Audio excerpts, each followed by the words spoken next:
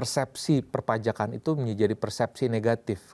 Justru sebaliknya, perpajakan itulah harus yang statementnya Pak Purbaya juga adalah orang itu harus happy membayar pajak.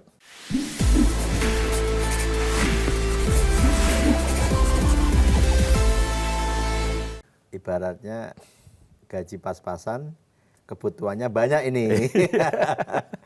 Sementara satu, jaminan cukai tidak naik. Kemudian nggak tahu, kalau pajak kan juga mungkin resistensi publik juga agak susah gitu.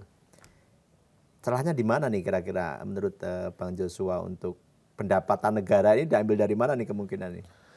Nah, satu mindset ataupun statement yang saya sependapat dengan Pak Yudi, Pak Purbaya adalah kalau kita melihat mindset pemerintahan jadul ya, pemerintah itu harus menarik pajak dulu, baru dia akan bisa mendorong pertumbuhan ekonomi.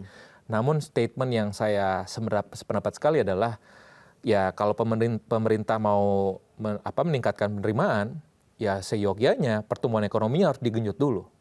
Karena kalau pertumbuhan ekonominya tinggi, artinya kan ya pebisnisnya juga quote and quote cuan, ya di sisi lainnya pun juga dari sisi masyarakatnya pun juga kesejahteraannya juga bagus, ya bisa memiliki pekerjaan yang bagus, pendapatan yang bagus. Dengan sendirinya pendapatan perpajakan baik itu PPh, baik itu PPN itu akan sendirinya mengikuti di belakangnya.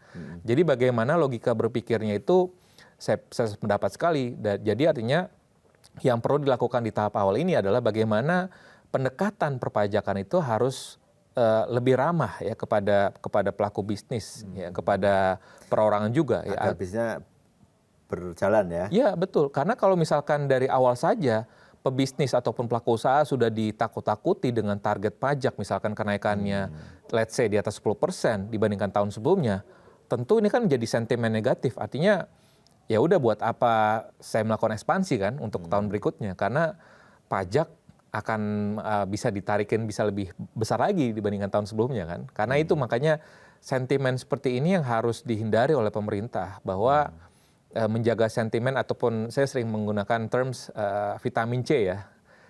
Karena itu vitamin C itu confidence itu penting sekali bagi pelaku usaha. Jadi vitamin yang lain tuh ya itu wajar diberikan oleh pemerintah, tapi vitamin C itu agak sulit digunakan, cocok ya, karena vitamin C confidence itu membangun confidence itu penting sekali. Karena kalau confidence ini berhasil dibangun oleh pemerintah kepada pelaku usaha, kepada seluruh stakeholder, ya tentunya aktivitas ekonomi kita pun juga akan bisa terangkat, dan dengan sendirinya tadi ekonomi penerimaan perpajakan pun juga ya, meskipun target rasio perpajakannya yang ditargetkan RPJMN juga meningkat, dan RKP juga ya sesuai dengan PP yang baru dirilis pun juga meningkat, tapi harapannya itu menjadi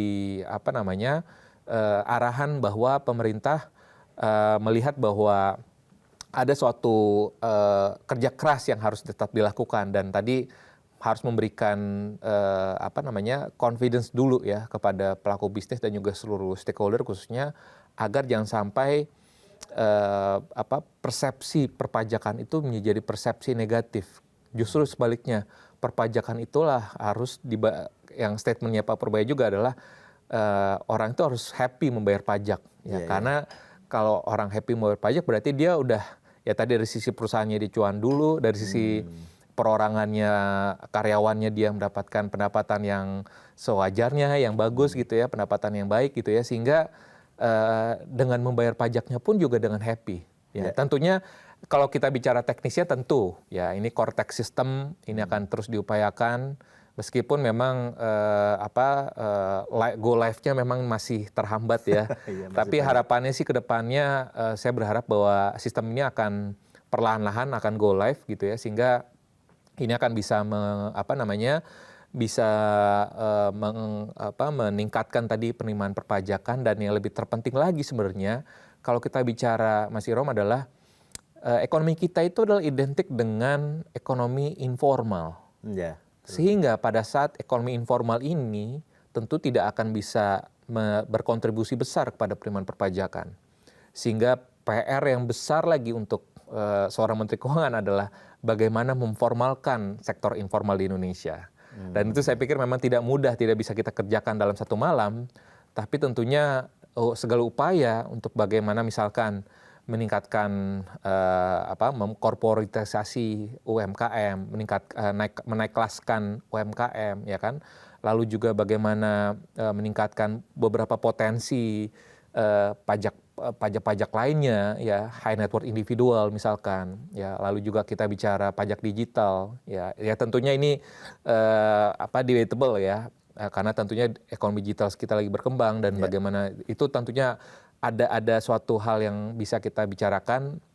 Misalkan kita juga bicara misal pajak karbon, ya itu juga kan kita mau mengarah kepada transisi energi dan juga Pak Purbaya juga sempat ngomong dengan kondisi misalkan lifting minyak oil kita yang menurun, tentunya kita harus melakukan transisi energi segera dong, ya kan? Dan oleh sebab itu saya pikir sangat relevan apabila pemerintah pun juga pay attention juga dengan pajak karbon yang sudah digadang-gadangkan sejak lama gitu ya. Pada saat pandemi sekalipun juga pemerintah sudah come up dengan pajak karbon, sehingga saya pikir sudah banyak hal-hal yang sudah dibangun dari Kementerian Keuangan sebelumnya, tapi tinggal bagaimana pelaksanaannya, implementasinya, karena toolsnya sudah ada semuanya, tinggal bagaimana timing yang tepat untuk menerapkan semua kebijakan yang baik tersebut.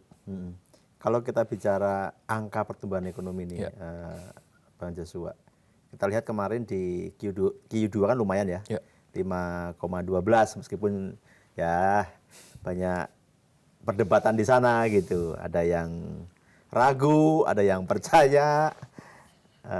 Kira-kira gimana nih di kuartal ketiga, kuartal keempat atau tahun depan juga? Ya, kalau kita bicara kuartal ketiga ini kan memang masih ya efek dari daya beli menengah itu masih tetap ada ya. Sekalipun memang kita tahu bahwa pemerintah juga sudah mengeluarkan paket kebijakan di jangka pendek ya untuk khususnya semester kedua. Dan ini tentunya kita perlu apresiasi ya, pemerintah bahwa sudah melihat bahwa diperlukan tadi paket kebijakan yang jangka pendek yang untuk bisa mengangkat beberapa spending ya. Dan ini tentunya misalkan kalau kita melihat tadi terkait dengan beberapa bantuan sosial, dan memang ini kan memang diperlukan ya untuk masyarakat berpenghasilan rendah. Lalu juga kalau kita bicara berkaitan dengan beberapa ya beban spending yang memang bisa di cover oleh pemerintah, itu juga saya pikir sangat sangat baik gitu ya. Dan kalau kita bicara angka, sebenarnya so far baseline skenario kami itu di kuartal 3 dan kuartal keempat tahun ini kurang lebih hampir sama ya dengan semester 1. Oh, di bawah 5 dong? Sekitar 5 ya. Karena kita juga perlu antisipasi bahwa kinerja ekspor di semester 1 itu kan karena ada faktor front loading juga. Artinya sebagian besar para importir dari luar negeri, khususnya Amerika Serikat, sudah melakukan front load. Ya, sebelum penerapan tarifnya Amerika Serikat ini berlaku, di kuartal ketiga ini, mereka sudah melakukan front loading dulu sebelumnya, ya di semester 1, sehingga makanya kinerja ekspor Indonesia ke Amerika Serikat ya itu meningkat cukup tajam. Ya, itu dan BPS juga kalau kita mengikuti bacanya adalah karena banyaknya hari libur ya di semester 1 itu juga perlu kita lihat juga bahwa karena ada hari libur sehingga ada spending masyarakat. Dan di semester 2 kalau kita hitung jelas sekali bahwa relatif lebih sedikit ya. Nanti baru kemarin saja baru di hari libur menjelang kemerdekaan dan juga nanti Nataru gitu ya. Jadi otomatis lebih sedikit jumlah hari liburnya. Lalu kalau kita bicara berkaitan dengan investasi, ya tadi kalau kita bicara konsumsi masyarakat rumah tangga. Konsumsi pemerintah, saya percaya ini akan meningkat. Meningkat harusnya. Ya, meningkat ya, karena dengan akseleratif belanja pemerintah juga dan juga dengan beberapa spending yang ketahan di kuartal 1 tentunya kan sudah dibuka pagar-pagarnya, sehingga mestinya pemerintah pusat dan daerah akan lebih akseleratif lagi di kuartal semester 2 ini. Tapi unfortunately Mas Irom, itu bobotnya tidak sebesar konsumsi rumah tangga dan juga tadi investasi.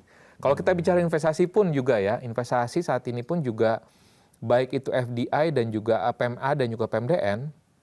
PMA di semester 1 pun juga sebenarnya kita harus lihat secara nilai dolarnya itu dia turun kurang lebih sekitar 4% hingga 5%. Ya, jadi artinya meskipun memang dari sisi PMDN-nya masih tetap positif ya, tapi kami melihat bahwa ada faktor di mana PMI ini pun juga agak sedikit terhambat ya, dengan khususnya dengan kondisi global pun juga tentu ini berpengaruh juga ya dengan kebijakan tarif ini, tentunya dengan global supply chain yang diombak-abrik dengan kebijakan Trump, ya tentunya ini akan berpengaruh juga terhadap keputusan investasi dari investor asing.